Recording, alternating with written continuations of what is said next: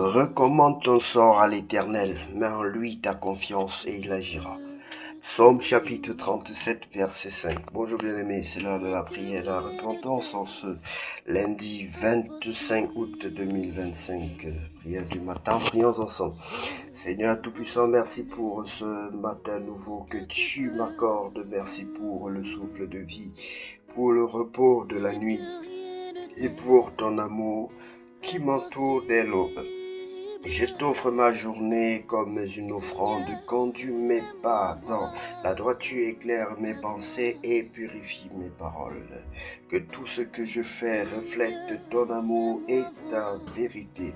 Seigneur, protège ma famille, mes amis et mes proches.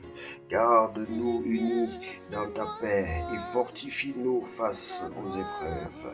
Ta parole déclare, recommande ton sort à l'Éternel, mets en lui ta confiance et il agira. Le matin est le moment idéal pour remettre ton chemin à Dieu bien-aimé. Quand tu places ta confiance en lui, il agit dans l'invisible et prépare pour toi un avenir de paix. Bien-aimé, il est important de déclarer des paroles de prophétie, des paroles de bénédiction sur ton nom, sur ta vie, sur ton entreprise, sur la vie de ta famille, de tes enfants. Je déclare que cette journée est bénie et gardée par l'Éternel au nom de Jésus. Je déclare que je marcherai dans la paix et la sagesse divine au nom de Jésus. Je déclare que rien ne pourra m'ôter la joie que Dieu me donne au nom de Jésus-Christ.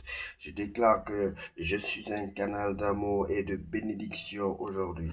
Au nom de Jésus, Seigneur, je t'appartiens dès ce matin. Marche avec moi et fais de ma journée un témoignage de ton amour. Au nom puissant de Jésus-Christ de Nazareth, j'ai ainsi prié. Amen. Bien-aimé, que Dieu vous bénisse.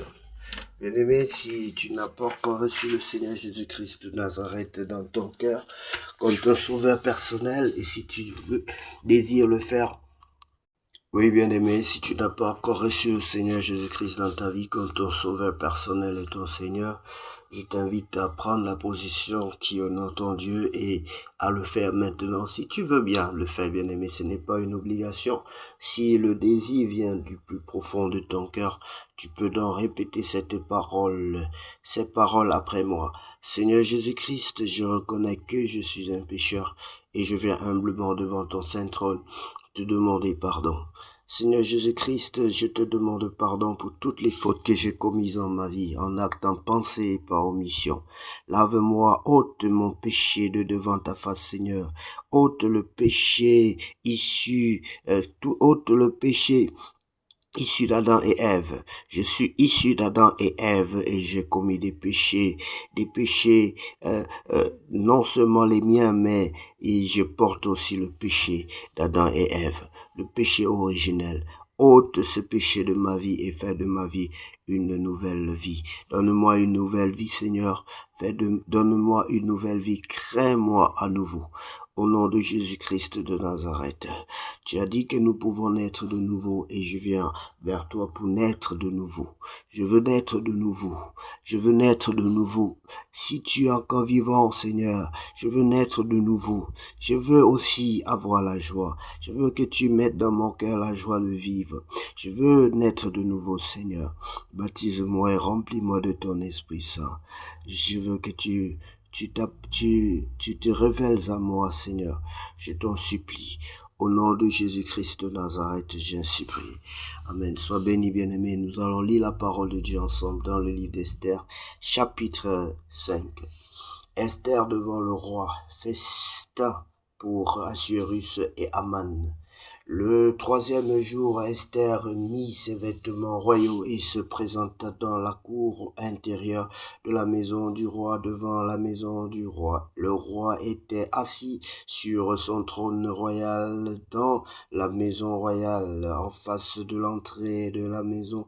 Lorsque le roi vit la reine Esther debout dans la cour, elle trouva grâce à ses yeux et le roi tendit à Esther le sceptre d'or qu'il tenait à la main.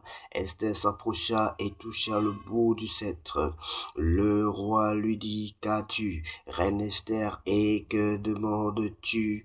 Quand ce serait la moitié du royaume, elle te serait donnée.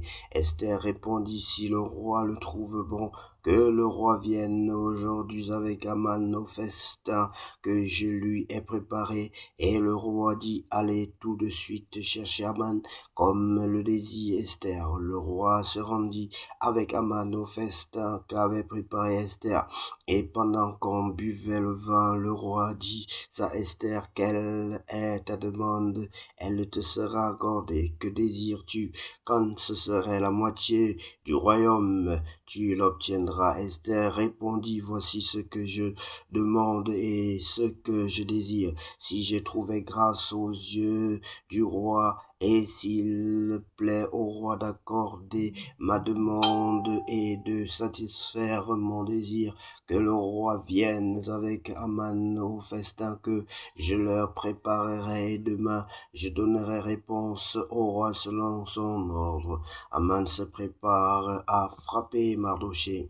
Aman sortit ce jour-là joyeux et le cœur content. Mais lorsqu'il vit à la porte du roi Mardochée qui ne se levait ni ne se remuait devant lui, il fut rempli de colère contre Mardochée. Il sut néanmoins se contenir, et il alla chez lui, puis il envoya chercher ses amis et Zeresh, sa femme, Aman leur parla de la magnificence de ses richesses, du nombre de ses fils, de tout ce qu'avait fait le roi pour l'élever en dignité et du rang qu'il lui avait donné au-dessus des chefs et des serviteurs du roi. Et il ajouta, je suis même le seul que la reine Esther ait admis avec le roi au festin qu'elle a fait, et je suis encore invité pour demain chez elle avec le roi.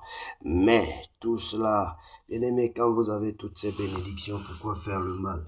Il avait toutes ces choses qu'il vient de raconter là, beaucoup d'enfants, beaucoup de richesses, aimés par le roi, élevés par le roi, mais pourquoi avoir le mauvais cœur face à son prochain? Et voilà les conséquences. Mais tout, parce que il va perdre tout cela à cause d'une seule faute, c'est-à-dire le fait qu'il a la haine contre son prochain. Et la haine contre son prochain, ce n'est pas bien, bien-aimé. Tu as des voitures, tu as des maisons, tu as l'argent, tu as des enfants, tu as tout. Mais pourquoi être méchant au lieu même d'aider les autres? Mais tout cela n'est aucun prix pour moi aussi longtemps que je verrai Mardochée. Ça, c'est ce qu'il dit. Le juif assis à la porte du roi. Zeresh, sa femme, et tous ses amis lui dirent qu'on prépare un bois haut de 50 coudées, voilà, tous des méchants. Et demain matin, demande au roi qu'on y pende Mardochée, puis tu iras joyeux au festin avec le roi. Cet avis plut à Aman, et il fit préparer le bois. La méchanceté, bien aimé, n'est pas bien. Et quand tu es méchant, tu as une compagne qui est méchante aussi, tu as des amis méchants. Voilà, tu ne finiras que dans le trou, dans la tombe. Ta vie est destinée à être détruite lorsque tu es entouré de méchants bien-aimés. Nous devons faire attention à la méchanceté. Nous devons faire attention à la méchanceté. Notre Dieu n'est pas un Dieu méchant. Notre Dieu est un Dieu compatissant et bon. Et il veut que nous soyons aussi compatissants, que nous nous aimons les uns les autres. Et j'interpelle les chrétiens, j'interpelle les enfants de Dieu. Même si tu n'es pas enfant de Dieu, évite le mal, bien-aimé. Et rapproche-toi, parce que plus tu vas éviter le mal, plus tu t'approches de Dieu. Plus tu te rapproches du mal, plus tu te rapproches de l'ennemi, du diable et de ta propre tombe et de la prison satanique. Parce que chez le diable, il n'y a pas de liberté. Chez le diable, il n'y a pas de liberté, bien-aimé. Tu souffres, et ce que tu travailles, tu ne peux pas en jouir véritablement. Chez le diable, il y a le semblant. Tu peux faire semblant d'être riche, mais intérieurement, tu sais que tu es pauvre. Bien-aimé, sois béni au nom de Jésus-Christ, et puis cette journée être une journée glorieuse au nom de Jésus-Christ. Car à lui seul revient la gloire, la puissance et l'honneur pour tous les siècles. Amen.